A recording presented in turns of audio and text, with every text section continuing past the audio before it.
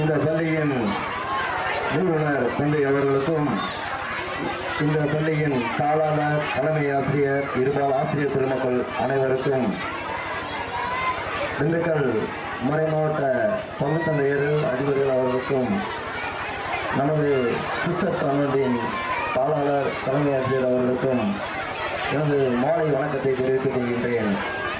முதலாவதாக அந்த ஒரு பொண்ணு இருக்கணும்.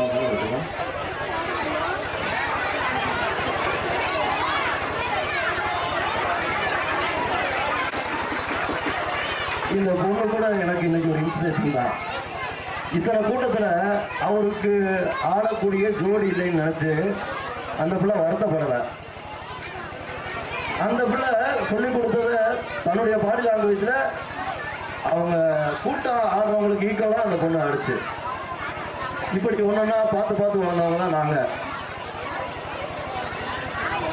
கற்கை நன்றே கற்கை நன்றே, பிச்சை போயினும் கற்கை நன்றே. பிச்சை எடுக்கிறது வந்து ஒரு இழிவான செயலாக கருதப்பட்டாலும் அது படிப்புக்காக அந்த செயலை செஞ்சு கூட நம்ம பிள்ளைங்க படிக்கணுன்றதுக்காக ஔவையார் அந்த காலத்திலேயே சொல்லி வச்சிருக்காங்க. ஏன்னா கல்வி வந்து அவ்வளவு மிக உயர்ந்தது. இப்போ அண்ணன் சொன்னாங்க, நாங்கள்லாம் கஷ்டப்பட்டு இந்த இடத்துக்கு வந்திருக்கோம், நாங்கள் ஒவ்வொரு செயலும் செய்கிறதுக்கு காரணம் எங்களுக்கு கிடைக்கல, நாங்கள் அனுபவிக்க முடியல. அந்த காரணத்துக்காக இன்னைக்கு நாங்கள் முன் வந்து நாங்கள் செய்ய வர்றோம் அப்படின்னா இந்த கல்வி அறிவு தான் எங்களை இதை செய்ய தூண்டியது என்று சொன்னால் அது மிகையாகாது. இன்னும் சொல்ல போனால் உங்கள் மத்தியில் நானும் ஒரு மாணவன் தான். இன்று 40 வயசு ஆயிடுச்சு.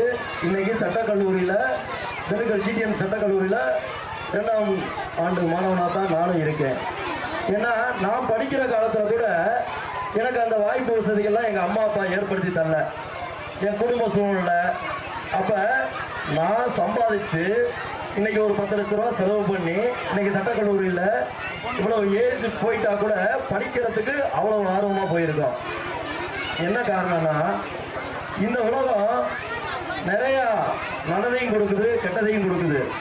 அப்போ நம்ம அதை தனித்தனியாக பிரித்து அதுக்கு உரிய வாழ்க்கை முறையை வாழ்ந்தா தான் நம்ம இந்த உலகத்தில் ஜெயிக்க முடியும். இந்த பறவைகளே இது பெற்றோருக்காக சொல்கிறேன். ஏன்னா குழந்தைகளுக்கு நம்ம எதுவும் சொல்ல முடியாது. விளையாட்டு பிள்ளைங்க நல்லா ஆர்வமாக இருக்குதுங்க. இந்த பிள்ளைங்க திறமையெல்லாம் பார்த்தாக்க 1 லட்ச ரூபா வருஷம் ஃபீஸ் கட்டி படிக்க வைக்கிற பிள்ளைங்க கூட இந்த அளவுக்கு பெர்ஃபார்மன்ஸ் பண்ணுமானா பண்ணாது. இந்த பேரண்ட்ஸு 1 லட்ச ரூபா கட்டி பிள்ளைங்களை அனுப்பிச்சு விட்டா கூட அவ்வளவு நுனிச்சேரில் உட்காந்து இவங்களை ரசிக்க முடியுமானா அந்த 1 லட்ச ரூபா ஃபீஸ் கட்டுற தாய் தந்தை கூட இவ்வளவு ஒரு எதிர்பார்ப்போடு அவங்க பார்க்க மாட்டாங்க. அவங்களுக்கு பிஸ்னஸ்ஸு, காசு அந்த மாதிரி தான் இருப்பாங்க. ஆனால் நம்ம இந்த செங்காட்டில் இப்படி இருக்கிற இடத்துல வாழ்றதுனால நம்ம பிள்ளைங்களுடைய அருமை பெருமை நமக்கு தெரியும். அவங்க பணக்காரங்களுக்குலாம் அது தெரியாது. அதனால பேரண்ட்ஸ்க்கு ஒரு விஷயத்தை நான் சொல்ல வர்றேன்.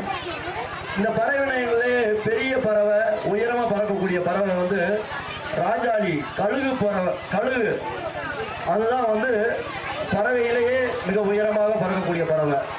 அது தனது குழந்தைகளை, அது தன் குஞ்சுகளை